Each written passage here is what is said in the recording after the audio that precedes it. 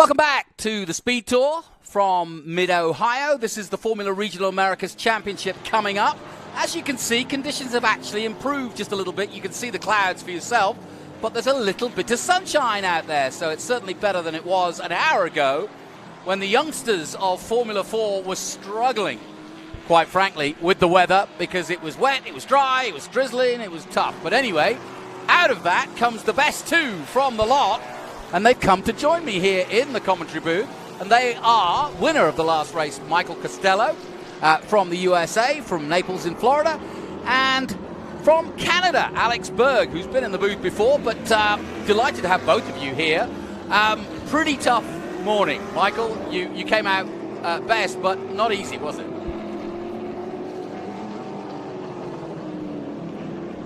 It was a fun.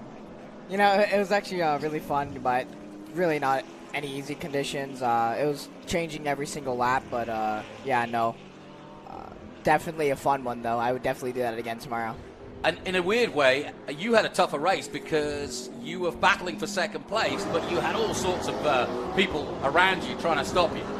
Yeah, no, it was a really fun race. I mean, Michael and I started P4 and P5, and we just kind of moved our way up. He started P4, I started P5, and just, yeah, every lap going a little bit more to the front until we were eventually 1-2. And, oh, I'm on the screen. There you go. I'm not an F4 driver just yet, but I'm on the screen. F4. We'll take you as F4. Oh, right. We're looking into the future. That's how we do it here at Green Light. You're right. But I can also say, and I'm sure you're fed up of hearing this, but you are the son of a man who made it all the way to Formula One in 1986. No, you're right. You're right. I've done my research. I don't know whether that. I know Damon Hill's son quite well. I wonder whether it's a good thing or a bad thing when you're labelled that way, because you've got your own career. That was a long time ago.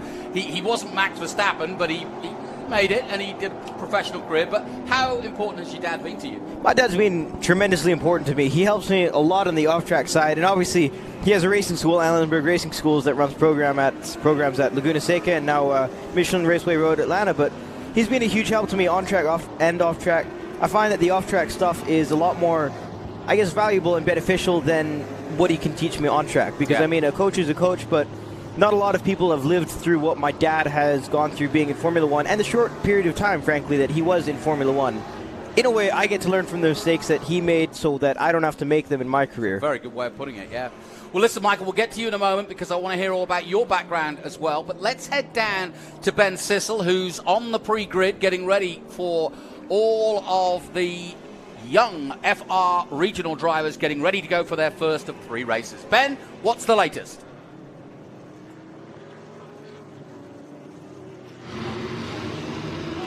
Yeah, thank you. Here I am on the grid with FR, starting in first 4 races in a row. He has won, Callum Hedge.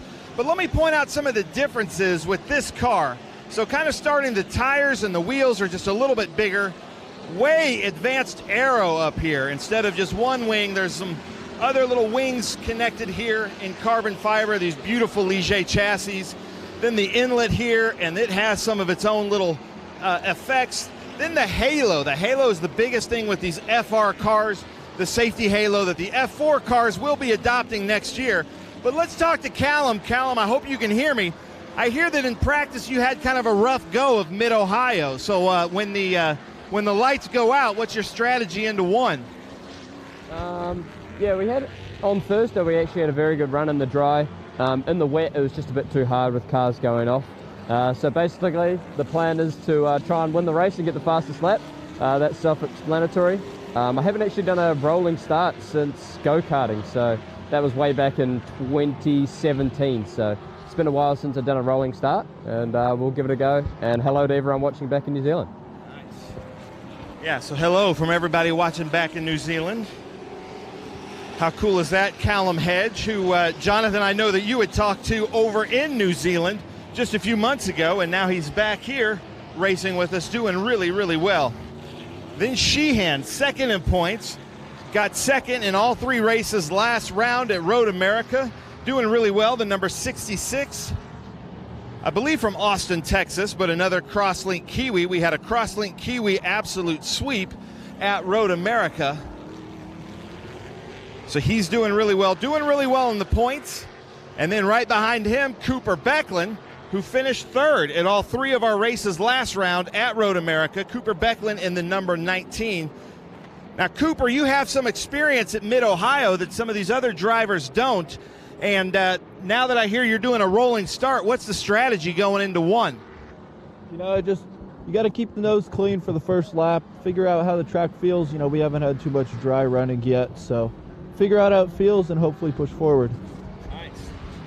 So you notice a lot of the drivers are saying figure out how it feels, meaning figure out the conditions, where they can find grip, and then it's go, go, go. Oliver Wessling, our Swedish-American driver out here, having some good runs, did pretty well in practice. Oliver, let me stick the mic in your face. What do you think of Mid-Ohio Sports Car Course so far?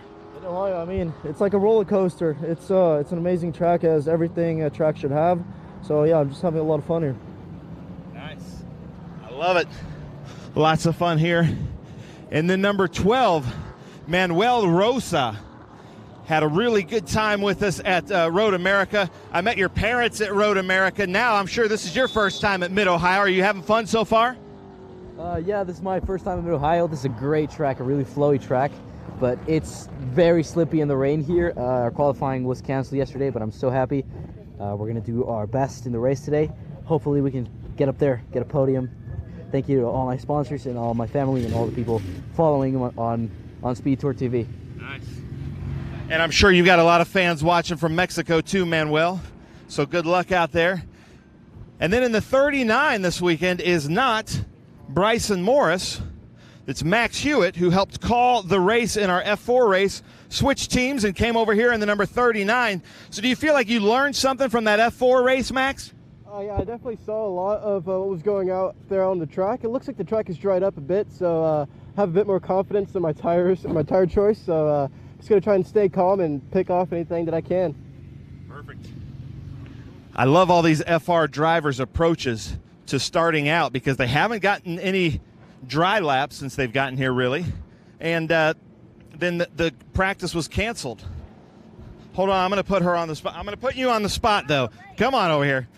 12 cars, right, with Crosslink Kiwi. Is it 12 or 11 this weekend? We're at 12, thank you, yeah. 12, and then changing the tires down there for the F4 race, and it's got to be a little chaotic for you over there in the paddock. It was thrilling. We had a lot of guns. We went and got some more wheel guns and got a lot of crew, so it made for a great pit stop. Now, what are your thoughts on Mid-Ohio? This is a challenging course. Sure is. It is the hardest course, I think, is around. Dry or wet, it's still a challenging course. Just that pavement just gets everyone. It's just the grip level is less. I love it. Well, thank you so much. A dozen cars here with Crosslink Kiwi. Her hands are definitely full this weekend. Gentlemen, I'm going to send it back to you because we've got 3 on the grid. So then, 3 minutes to go. We got an insight there as to some of the youngsters. I was just asking you guys, do you know any of these guys? I'm sure you've watched them race, your teammates with some of them. But is there anybody you want to pick out to say who you know or know about? Alex? Well, if I'm being completely honest, I'm not necessarily close with any of the drivers in the FR. I've definitely heard of them and definitely watched them race, but I can't say that I know them 100% well. Okay. I don't know about Michael, but... Michael, you know anybody? To be honest, I just know Cole Kleck, and it's the same thing with Alex. I've heard of them, and I've heard really good things about all the FR drivers, but no, the only one I really know is Cole Kleck. Well, Michael, I just want to remind everybody you won the first race. You've got 2 more to go in F4. Where are you from? How did you get into racing? So, I'm from Naples, Florida. My dad actually used to be a racing driver in Trans Am before it switched into IMSA, and then he did a little bit of Spec Miata stuff. And then from there on, I got into karting from him, and then he quit because of me, actually. So thank you, Dad. And and then now I'm just here, and he's just enjoying the ride with me. And I know you guys are young, but what's your ambition? Where do you see yourself? I see myself going to IndyCar. Okay. Mainly just because it's locally in the U.S. And really just for F1, I just feel like it's just a long way to get there, especially for drivers that don't really have the funding for, especially Formula One. But my goal is to get to IndyCar. And Alex, what's your hope? Well, I'm going wherever the road takes me. Right now, I'm working on a lot of stuff off track to see where my future lines up. I definitely want to go to Europe in the next couple of years, and I mean, if things go my way there, then I mean, obviously, the next step in Europe is Formula One, but it all depends on the future, so I can't tell you 100% right now. Yeah, I'm sure you're well aware of what Logan Sargent and Max Crawford and many others, I mean, Manuel Carrera, another Floridian, making their way in Europe. But that FIA F3, very tough indeed. Yeah, it certainly is. It certainly is. I think you mean Jack Crawford there, Jack not Crawford. Max. Max Crawford. Jack Crawford. Why did I say Max? Anyway. He's a very nice guy, Max. Yeah, Max. That's Verstappen. No. Jack Crawford, of course. Doing very well at the moment in Formula 2 and flying the flag for Houston, Texas and America. Didn't actually race in this series. Has raced most of his career single-seaters in Europe. And that's kind of the plan there for Alex Berg alongside me and Michael Costello. So we've got a little background on them. Obviously the conditions were tough for you because you didn't really know from corner to corner whether it was wet or dry. This is much better. Everybody's on slicks, it's dry, so we should get a relatively decent race. What's Mid-Ohio like as a track to race, Michael? For a track to race, to be honest, I love every bit of it. Just in the wet, I just feel like it gets really sketchy and it changes very fast from lap to lap. But in the dry, I mean, it's such a good track. I love it. Same for you? Yeah, no, I'd have to agree with Michael on that. It's one of those tracks that has lots of up and down elevation change, and it's also a track in which you're always turning. I mean, there's never a dull moment. It's definitely a driver's track, definitely technical. I wouldn't necessarily call it high speed, but it's definitely more of a flowing mid-speed track. It's definitely one of my favorites on the calendar as well, and it really separates the good drivers from the not-so-good drivers. Well, you're listening to Michael Costello and to Alex Berg on their way up through the ranks of single-seaters, looking to make it as professional motor racing drivers. I mentioned Jack Crawford, and of course Hunter Yaney came through this very same paddock and went from F4 to FR, and it is now in FIA F3 in Europe. So the ladder is there for all Americans to succeed, and if they want to stay on this side of the pond, obviously the road to Indy is a possibility as well. I'm not sure if you mentioned, Jonathan, but Michael and I finished P1 and P2 in the race. Did I not mention it? I'm not sure. Think so. I don't think so. You sure? Let's mention it now. So I'm sat next to two very confident young men. One who won, Michael Costello. Both at where? Well, you started third and fourth? Yes, we started. Yeah, no, third fourth and and fifth. No, Fourth and fifth, okay. Where did you make your move? yes, it Because was. I'm not sure if we got it, but suddenly you popped out. You had a good start. Just on the start on the green flag, I just got a really good jump. I went through the middle between Patrick and Jesse because there was a space there, and when we got to the gap into turn one, Jesse kind of backed out, and then I just kind of held my nose in there with Patrick, and then he eventually gave it to me. So, as you can see, the safety car is off, and that means we are being led by Callum Hedge and Wow, he Ryan has a Sheehan. huge But lead. Callum Oh, wow. Hedge is off to the races. He got a flyer there, and he's left his teammate, the 66 from Austin, Texas, of Ryan Sheehan, right behind, and a long way behind, I may add. So not a good start at all by Ryan Sheehan, but the perfect start by the flying Kiwi that is Callum Hedge, diving into the keyhole for the first time. Looks like that VTEC kicked in pretty early for Yeah, no Callum. kidding. That Honda motor. I hope he's okay and didn't jump it too far. We're keeping an eye on Cooper Beckland as well. Very tall figure, Cooper Beckland. I don't know how he gets himself wrangled in there. Callum Hedge at the moment, just to bring you up to date, leading the championship after a bonsai, brilliant Road America, where he absolutely dominated proceedings and had a good start to his season, having been the runner-up in the Toyota Racing Series in New Zealand, his home country. Of course, he's racing currently in Australia and here in America, so it's a busy flying schedule for Callum Hedge, but he's just 19 years old. He can handle it. And he's racing in the Porsche Carrera Cup Australia and was Rookie of the Season last year. And is looking to do the same here again. And a lot of big sponsors back in New Zealand, so we welcome you, the Giltrap Group and Highlands Motorsport Park and many others who are all part of his. What are you seeing, boys? That was a little squirrely there for the number 12 car. Yeah. Coming out of the last corner there. That's Manuel Rosa, the Mexican driver, coming to the FR America Series. I'm going to say, guys, I've said this in your race. It's great that we have Canadians like you, Alex, and Americans, but we also have Mexicans. Big leap Blanco. from Big Oliver Blanco. Wrestling from the Wrestling. Jetson Global Advisors team. Oh, bouncy in the gravel. Oh, that's What happened there? That's then, really boys? He unfortunate just locked for up him. both fronts end. That's Hit it. the brakes too hard. That's it. Yep. Into turn 4, a classic overtake. He could only hope to get fast lap to start him back up in the better for race We'll two. see. It depends if he got another set Yeah. of tires. I think he's probably driving on squares up front. Yeah, maybe. Well, let's have another Replay look here. at it, boys. You're Just the hit the racing brake. drivers. Yeah, I hit the brakes way too hard and just went straight. And he started turning while his wheels were Yeah. locked up. You He's can not, see he's not he's going trying anywhere. to turn the wheel and he can't. Yeah, you need to release the brakes there. He could have made the turn, but he just kept on the brakes way too long there. Yeah. So just repeat what you said. Obviously, he's out of contention now, but what's he going to try to do? He's going to try to get a fastest lap to give himself some points, or put himself in a position for the second race. Yeah, right.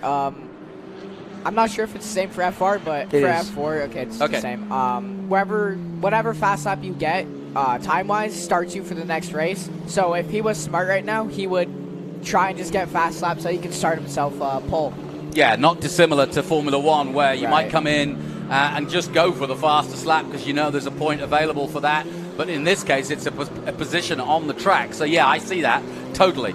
So that's how we started. Hedge got a flying start and is now 3 seconds up the road from his Crosslink Kiwi Motorsport teammate Ryan Sheehan. Cooper Becklin is third. Rosa, Bowlesby, Hill, Clerk, Westling in 8th position at the moment as we take a look at the 11 car of Clerk. Oh, little look to the inside for Max Hewitt. Yeah. Pole Clerk. Yeah, Hewitt was telling me he came in to commentate your race, and he was a very good karter, Team USA karter, but had 3 years off while he went to college, and so he's just coming back to racing. So this is quite a big weekend and also a big season for him to see if he's really got what it takes. He graduates later this year from Baylor University with communications, and so he's hoping that he can turn it into a professional career. Now he said, interestingly enough, you guys talking about single-seaters, he said he wanted to go to WEC. Is sports car driving something you'd be interested in, you guys? Oh, no, for sure. I mean, there's a lot of icon races in the sports car community, like the Daytona 24, Le Mans 24 hours. You know, Sure. I mean, those Sebring 6 are hour. just 12 hours, sorry. especially that one too. I mean, it's just stuff like that. I mean, especially with the Le Mans 24 hours, that's a one race to win if you want to try and get the Triple Crown. Yeah, and former champions of this, like Dakota Dickerson, like Kyle Kirkwood, have all done sports car racing. Even though they've kind of pursued the Indy cars in Kirkwood's case, but Dakota kind of went straight from that into from this. He went to LMP3 and he's been basically doing sports car racing ever since. 2 big success stories for Honda, and in fact he was basically became a Honda driver after winning this championship. So Honda a big factor in this as well, because you guys use the Civic engine, these guys use the same engine but turbo. Right. If I can make a little point, I mean, I said earlier, I don't know where the road for me personally is going to take me, but being a racing driver is being a racing driver, and if I can make my career driving race cars, wherever that may be, if that's NASCAR, WEC, IndyCar, Formula One, even rally, I would go. I mean, you're very lucky to be in this sport, and if you can get paid to be in this sport, that's even luckier, no matter where you are. So that's a little bit more insight into my mind. Yeah, no, I couldn't agree more. You know, Ernie Francis Jr. currently in Indy Next. He was our Trans Am, 7-time Trans Am champion as a kid. Went all the way through the ranks, totally dominated TA, but still only 23 years of age. And so he got a chance with the diversity program to go Indy Next. And it's taken him in a route that he didn't expect. But like yourself, and he's done SRX as well. So like yourself, it's a very smart move. I mean, the best example I can give you in the paddock at the moment is Matthew Brabham. He's a world champion in Super Trucks. And he's won the Indy Next, the Indy Light Series as it was back then, and he's now leading or one of the top guys in Trans Am. So yeah, I think if you enjoy your racing, it doesn't really matter what you've got underneath you. You just want to go out there and be fast and win things. Oh, you're completely correct on that. Racing is life. Everything else is just small details. Yep, or waiting, as Steve McQueen Exactly, once said. yeah. Thinking about that quote, couldn't get it correct. Don't worry. I thought I'd save you. You saved me in a minute ago, so I saved you. Hedge, 5.7 seconds. Another lockup. Lockup from Manuel Rosa and the Crosslink Kiwi team. What does that do to the tires? Do you feel it immediately? Yeah. For me, I feel it immediately after I lock up because it actually makes a flat spot on your tire. So instead of it being round when you lock up, it just scrapes against the ground. It's similar to how an airplane lands, and it just makes the tires go square. I've never heard anybody describe it that way, but we've all done that, and I know exactly what you mean. When you have one of those heavy landings, you almost feel like, oh, dude. Yeah. Are the wheels still there, you know? Rosa, though, still in 4th place. That's probably why he's pushing as hard as he is, as we're watching. Right. He's also under pressure from Bowlesby. Hayden Bowlesby has been around a while. He came up through F4 as well, and he's been around this paddock for quite some time. Here's your leader, Callum Hedge, just 19 years of age. It's been a really, really amazing season. If you think about it, he's raced Toyota in the Formula Regional Championship earlier this year. He's racing Porsche for Earl Bamber, another very successful single-seater guy in his own time, as well as a world champion, of course, in WEC. And now is here in America. So it's a busy schedule. He's describing how he had to fly all the way from Darwin in Australia, all the way to America, and then get over the jet lag, come to another new circuit. How are you guys at learning circuits? Because I know Callum pretty well. He knows his home circuits because he's won a Tin Top Championship before he did single-seaters. But coming to a new country, and Alex, you're talking about going to Europe, how hard is it for you to dial yourself in, and how long does it take? Well, for me personally, last year, every single track, big slide from the 17 of Good Hedge. car control, though. He's just showing off a little bit. You think? Yeah, he doesn't want to have too much of a lead, make the race boring. He gave the Girl Trap group a nice full side view of the sponsorship there. Well done. So yeah, back to what you were saying about learning tracks. For me, I don't know about Michael, but I had to learn every single track in the calendar when I raced last year. And for the most part, or for every race, it was on the Thursday or Friday practice beforehand. And I will say that I did fairly well. It's something that I also learned from karting, coming from Canada. Oh, here's a replay. Let's have a look, boys. Describe this. Oh, my goodness. That was big. That was opposite That lock. was a lot. He was really lucky to save that then. Yeah, and bring the wheel back so it doesn't I mean, that was just get a tank slapper over there. Yeah. You got a 6-second lead, Callum? Well, you know, if I know Callum, I know Callum pretty well, and I reckon that Callum is probably thinking to himself, you know what? I'm out front. I'm going to go for the fastest lap as well. That's what he was saying before the race as well. There you go. Yep, exactly. 6.4 seconds, so he's pushing on. Sheehan basically won and lost this race on the first dive. How do you know when you come to a rolling start like that?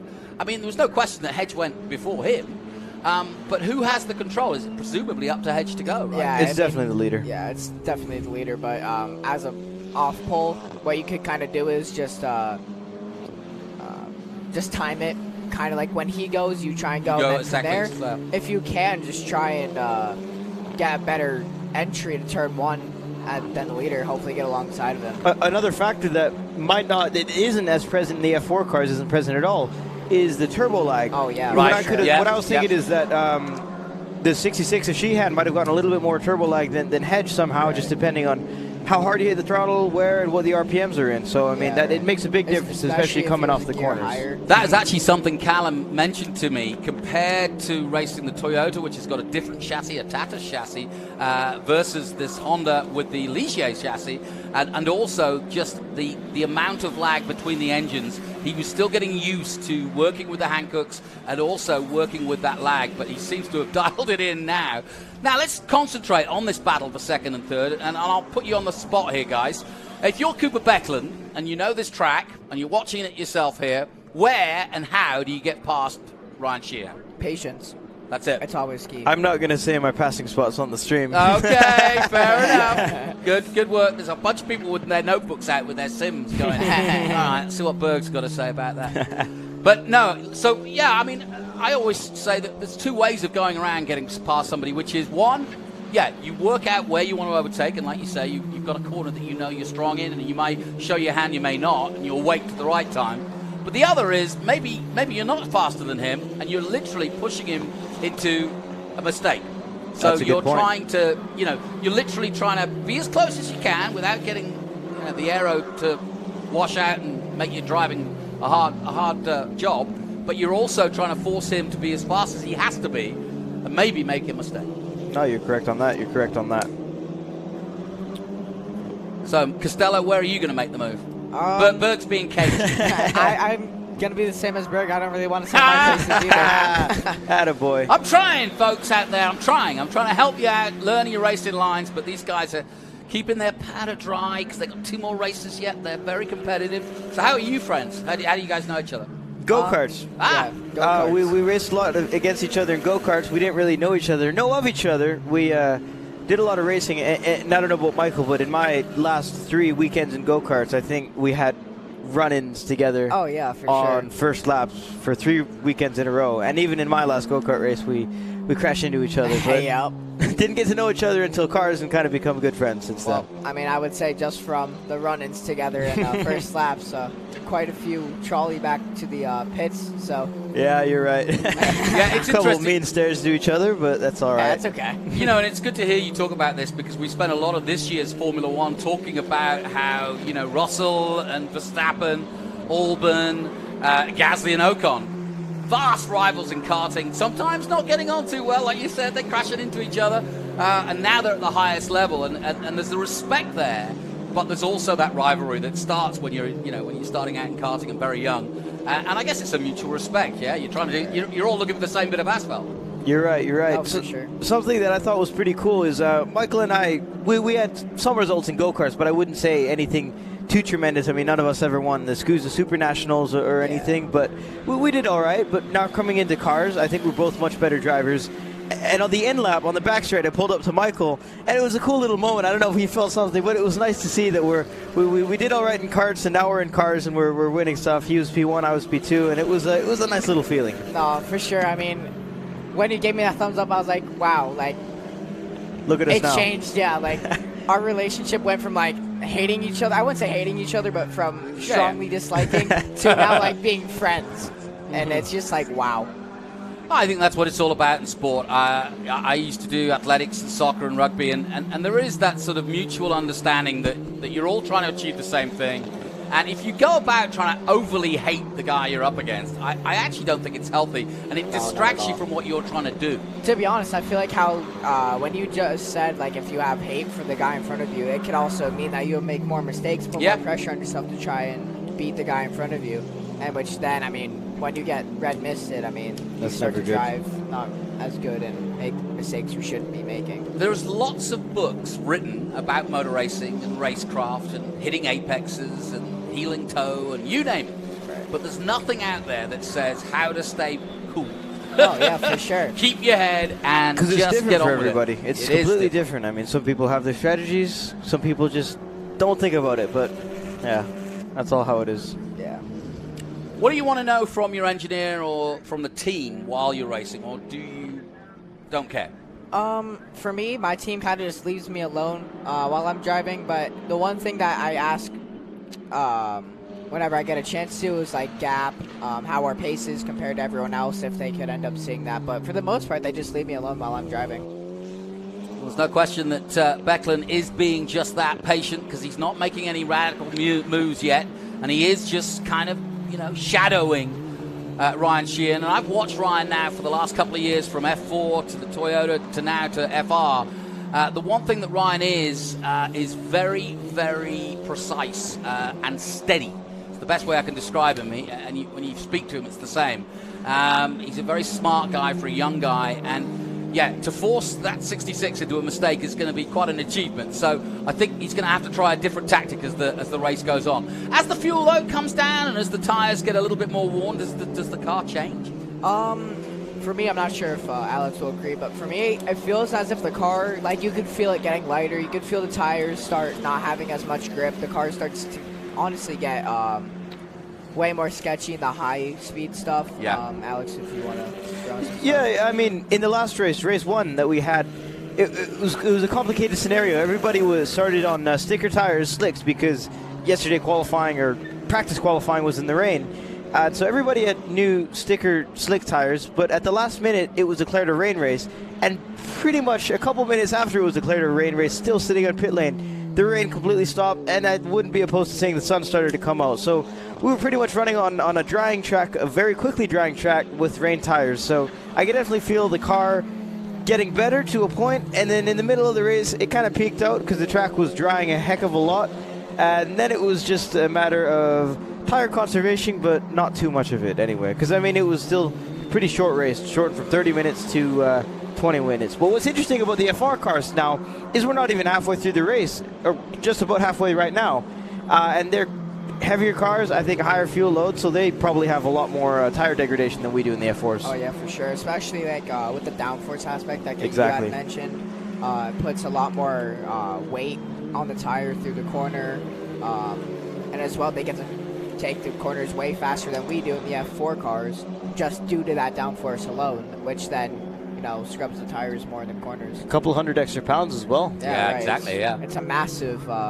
Massive gap between. It's a big girl. Have either of you tried one of these cars, or would you like to be in this championship next year? Go ahead, Michael. I have never driven this car, but I have no idea what I'm doing yet next season. That's a decision that we'll make toward the end of the year. Okay. But I would definitely like to try one of these cars. It looks like a lot of fun to drive. I have driven one, actually, my first time.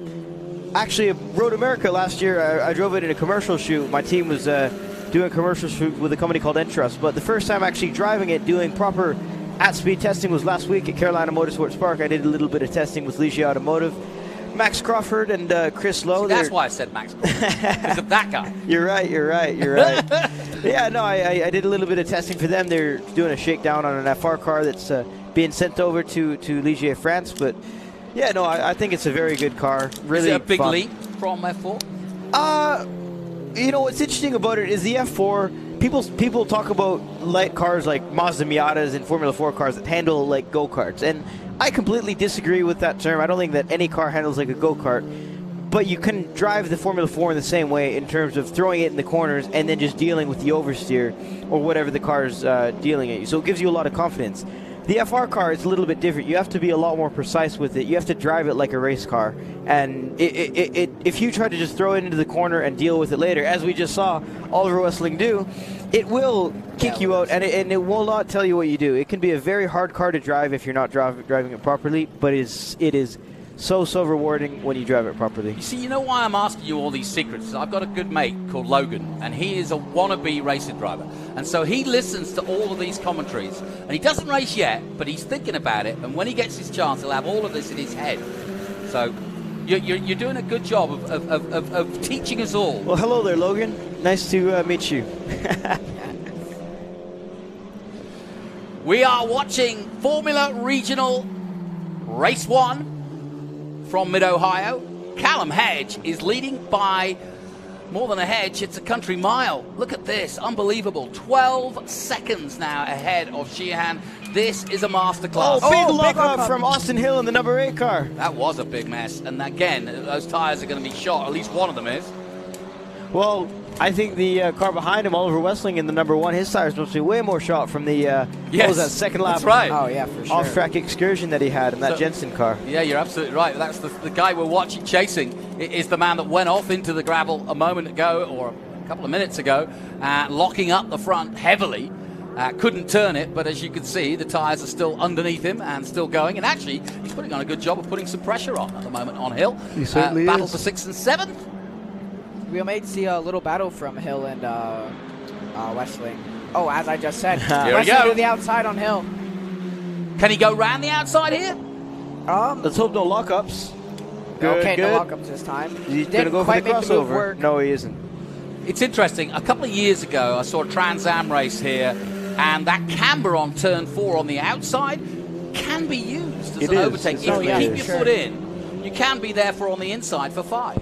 Turn 4 is a fantastic corner in the rain just because of that. There's that huge, lockup. Yeah. That huge banking and obviously the offline grip. It's really fun in the rain. Oh yeah, no, I completely agree with Alex then. I mean, turn 4, just with that banking alone, I feel like in the rain, that is probably the most grippy part on the track. Yeah, it certainly is. Now, Ryan Sheehan has lost Cooper Becklin. Yeah, what happened to Cooper? I don't know. But Ryan's on his own now, and Becklin has either dropped off or dropped out of this race. I don't think he's we'll dropped find out. No. Because the gap is still 3.5 seconds. I Yeah. haven't seen him come into the pits yet. Nope, he may have made a mistake. That's a in big some of the mistake, back 3.5 stretch. seconds, Yeah. though. Yeah, good point.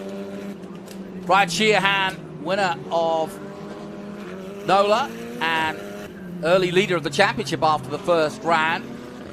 He got some very good podiums at Road America, followed Callum Hedge home basically for the whole weekend, therefore kept it very close indeed. And going into this weekend, there was just, 4 points between them, between Callum Hedge and Ryan Sheehan. If Callum keeps this up, though, that will change, and Hedge will take a big advantage.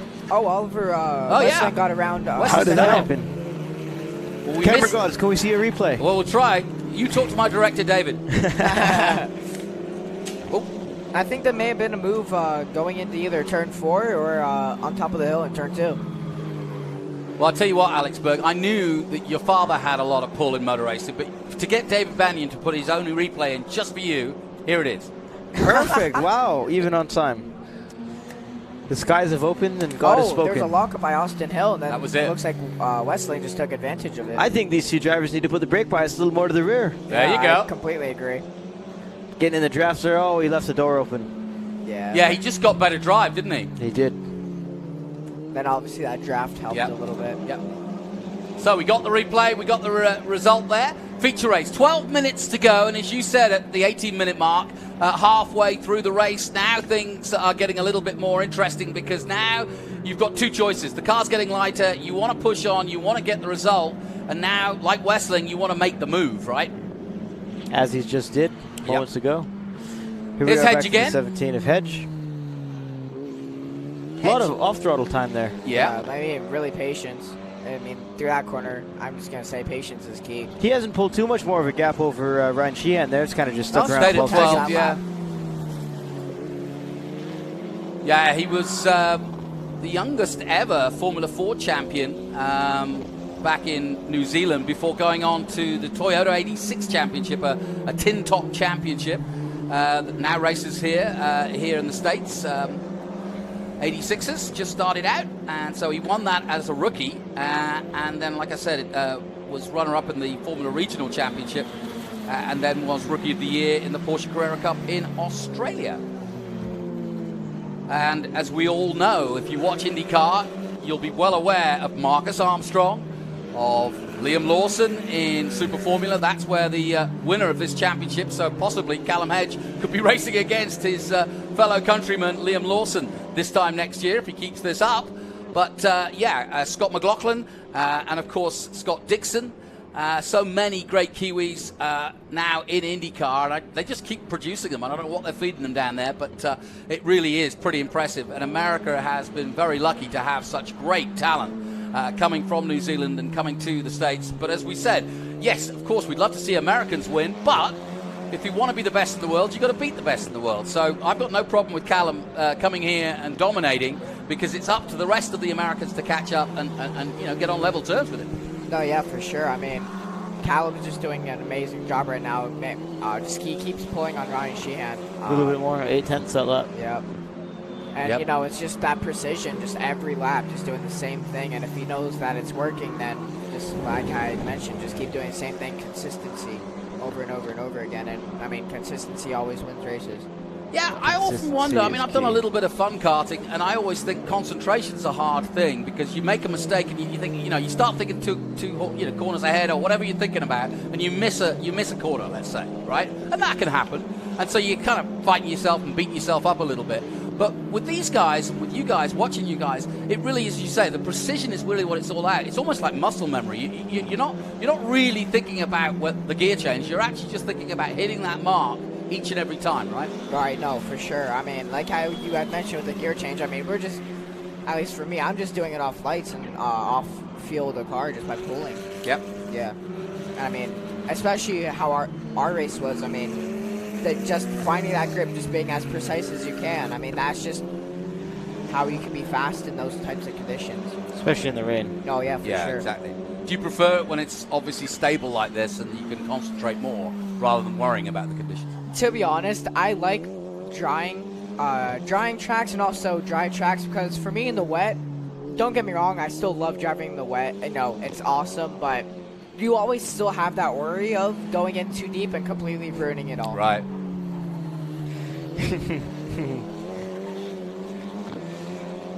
So we've got 8 minutes left, and at the moment, the man who has dominated Road America last time out is doing the same again here at Mid-Ohio. First time out. They didn't even do qualifying, same as the two boys sitting next to me. And talking of which, did I tell you that the winner of the last race, F4, is alongside me, Michael Costello, and the second place man, Alex Berg, is alongside me.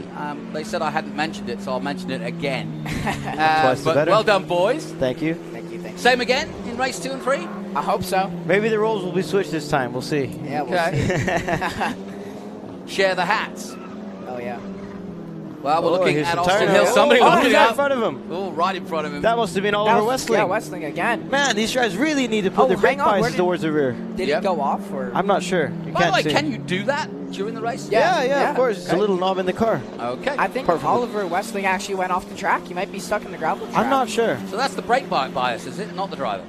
I mean, there's still. Oh no, Oliver's he's right there. I mean, it's half and half because you can still manage it Right. while you're in the car, and also like you should know as a driver. Okay, I'll just give an example. It's too far to the rear or front. Maybe I should change it. You know, you have to just be thinking about those things as you're going on. If you're locking up that much, in my opinion, I really think that they should move it to the rear. But Oh yeah, for sure. How much do you adjust it, or if you don't really want to adjust it, you want to carry on? But Usually about a half turn or a turn on the knob, on the That's little it. dial. Yeah, you on a don't- race. It moves a percent or 2% Yeah. at max. And It all what does really that depends. do to the car when you do that? Just obviously, does it balance it better? Well, let's say you're going into a corner, and when you're letting off the brake, you're having your inside front lock up. The reason because of that is the way it's transferred either to the left or the right side, and the inside wheel is unloaded. So it makes it a lot easier to lock up. Let's say you have your brake bias a lot towards the rear. You're coming into a corner, turning in, your fronts aren't locking up, but the rears are, the RPMs are dropping. That's when you need to move your brake bias more towards the front. You never want it either at the front or the back, but you need to be balanced. Interesting. Yeah. It's all about weight transfer. All right. Well, now you're learning a little bit. My mate Logan writing his notes down at home, I'm sure.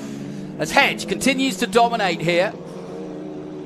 And it's been a pretty impressive show so far as we go back to the 39. I just want to remind you, when we started this championship this weekend, Callum Hedge, as I mentioned, 4 points ahead of Ryan Sheehan. Cooper Beckland third in the championship with 78 points. Bryson Morris has now moved on, so that is why Max Hewitt is in the car. And so he's a newcomer to the championship. So that gives the likes of Oliver Westling and Manuel Rosa, and Max Hewitt for that matter, he's 8th in the championship, a chance to maybe move up the board. Hayden Bowlesby currently in 11th, and Austin Hill, who we were looking at just a moment ago, currently 12th for Austin Hill Motorsports with 8 points. So all of them gaining an opportunity with Bryson Morris absent this weekend. I have to say, I absolutely love the color of that 11 car. I think that It's orange good, isn't it? finish is beautiful, yes. Yeah, I like that. I love when the teams dress up the cars real nicely and don't just leave it carbon with a couple stripes on it. I think they're very pretty looking race cars. 5 minutes to go. And I always think, you know, when you get down to this stage, a couple of laps to go, this is where the mind plays a few tricks. Because you kind of start thinking about, you know, right, what am I doing next? And let's get to the podium. Or do you?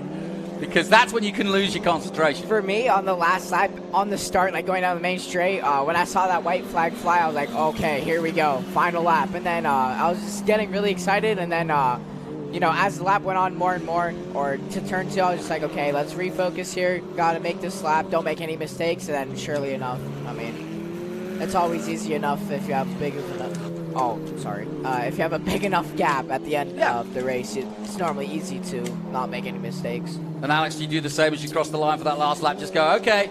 Yeah, a little bit for the last lap. I mean, it's something that I wouldn't say struggled with, but something that I really have needed to work on as a driver is getting more angry in the car. I used to be way too emotional in the car, and it would really mess me up at times. But I've gotten too calm in the car now, so I've been working on some stuff to get myself a little bit more fired up, and a little bit more angry. And yeah, that's kind of what I was thinking on the last couple laps. I have a little chat that I say to myself during the safety car laps, and it gets me into the right mindset. But mindset is key, and that's how you win races. You know, it's interesting you say that because of the amateur attempts I've made at motor racing, and I'm talking amateur, but I've done a few, track days, and like I said, a bit of karting and that. And what's interesting is you kind of get all the schooling in the classroom, and you're talking to people about what you're going to do, and then when the adrenaline goes, it's really hard to actually calm yourself down from just wanting to go faster and faster and faster. So it's quite a learning aspect, is to actually keep your mind cool, as though you were writing a paper at school, you know, and you've got 10 minutes to finish it. You can't be like getting all emotional. You've got to just keep it calm. No, yeah, for sure. I completely agree with you there. You know, like how Alex had mentioned, mindset will win you races and in the future championships. It's always about being smart, being calm, and good things should happen from there. We're looking at Cooper Becklin, who obviously lost a massive time. We don't know why, but he was in a great battle for third place and second place with Ryan Sheehan, but now he holds on to third. But he's on his own now, and he's just holding off Manuel Rosa, who is currently in fourth position, but there's a good gap between those two as well. But at the front, there's a massive gap as Callum Hedge has dominated right from the get-go. He had the pole position only by dint of the fact that they didn't do qualifying because it was such heavy rain yesterday. Same with the boys next to me in F4. So they ran in championship position. And therefore, lack of track time is a factor here this weekend, but it's not seeming to affect too many. Have you both been here before? You raced I have never been here, ever. Okay. Especially how you mentioned before with learning tracks. We also have simulators that we could... Yes. All the F4 drivers have been... There's this little group chat on Snapchat that a lot of the Yep. F4 drivers are on, and we joke around and stuff, and we do a lot of iRacing together. Michael and I and Jesse Lacey and a couple other fellows. Come on, tell everybody what it is, and we'll join in. You know, it's just, we all just play iRacing together, stuff like that. All right, we'll look out for you. You go by your own names? I go by my mom's name in iRacing. Okay. That's clever. My name is Andrew. Yeah, I mean... Everybody calls you that in the Discord server as well. What do they call you? Nicole. Nicole Costello. That's great. My nickname is Iceberg because Iceberg. and I like it. I come from Canada. I like it. Iceberg. Nice. I've Iceberg. been real quiet since that submarine. Yeah, I like it. Well, the Iceman has retired. That's Kimi Räikkönen, but now he's doing NASCAR. Brilliant. Maybe we'll have a new Iceman in the open wheel. There you go. Could be the man, Berg himself. So 1 minute to go, and Callum Hedge, let's not take anything away. This has been a masterclass. Callum Hedge, very laid back Kiwi from Auckland in New Zealand. He's hardly been there, though. Oh, hang on. The checker's out. Yeah, checker's... That shouldn't be out. Oh, checking... No, it shouldn't be out He yet. already crossed the white line, the white flag. We're not paying enough attention. There you go. Yeah, well, he's winning by so much that We're having a great we time. missed him going across the line, but he's done it. Callum Hedge then wins the first race of 3 races here this weekend, and Callum Hedge does it in style. That's 4 in a row now, and he is extending that lead and dominating here in the United States. It's been one heck of a 2023 for this young man, but that was a brilliant performance of racing. Ryan Sheehan, his teammate of course, will follow him home in second place. They are both racing for a chance to race in Japan in the Super Formula Series. Honda back some $600,000 worth of prize for the winner of this championship. A huge motor racing possibility to go and race for Honda in Japan. That's what Raul Hyman is now doing, having dominated this championship last year. I saw Raul at Miami at the Formula One. He got a chance to visit the Haas team. And yeah, good for him. He hasn't done anything too sprightly yet, but he's just betting himself in on tracks like Fuji and Suzuka, some of the great iconic tracks of the world. And you guys on your sims, you know just how cool those tracks are. So we look at Callum Hedge from high above, and it was just a brilliant performance by the young Kiwi. Well done to him. Let's take a look at some of the highlights of that first race of FR. So we got underway, and like I said, Callum Hedge just took off at the start. There was lockups all around. Westling tried to turn but couldn't. Ended up in the kiddie litter. More lockups coming. But some good racing and some good little pockets of racing. But out front, look at this. Sideways as much as you like, showing us the Giltrap group in full glory.